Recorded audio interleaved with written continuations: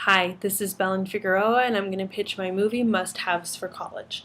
Now, the story begins in California, where this kid Mason has just graduated high school, and he's super stoked about going to school at East Connecticut State University, where his cousin Patrick already attends, and he's going to go meet up with him in the fall, and they're going to live together and have super awesome college stories. Unfortunately, a week later, Patrick dies in a freak alcohol related boating accident. And Mason is just devastated and no longer wants to go.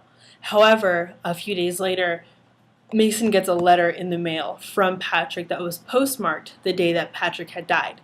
Now, this letter includes a map, which takes him on, takes him all over the United States. The map starts in California, where Mason lives, and ends in Connecticut. But Patrick has laid out little gifts and surprises at all these different spots across the United States. And so Mason has to go around and collect all of them. Now, these are the must-haves for college. Patrick has laid out gifts for Mason at every location, at almost every state in the continental United States. There's things from like shot glasses to, I don't know, a flask, things that college kids would have.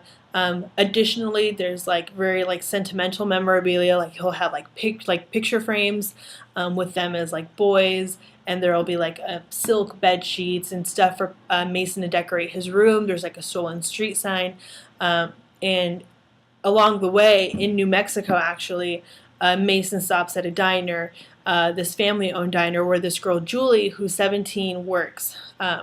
And her father is yelling at her, and her stepmother is just really mean and horrible, and Julie is crying and upset, and she ends up running away with Mason. So Mason and her are off on this wonderful trip, and then in Iowa,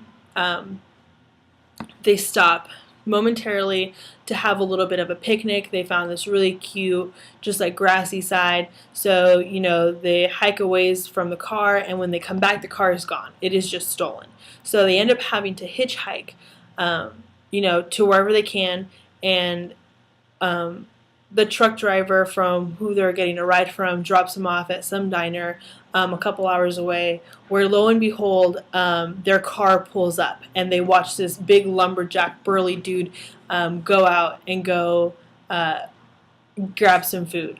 And so Julie tries to use her feminine wiles to steal the car keys, but it doesn't work at all. So she ends up kind of just taking them from the table and running as fast as she can. This lumberjack guy lunges towards her, can't catch her, runs out, pulls a gun out, and starts shooting. But luckily, Mason and Julie are in the car, and they're like speeding away.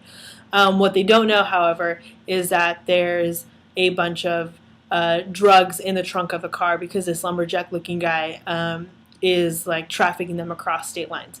So, he starts hunting them down, but they don't know that this is happening. They make it to Pennsylvania, and they're almost to Connecticut when the lumberjack guy hunts them down, and again, like, starts shooting at them, and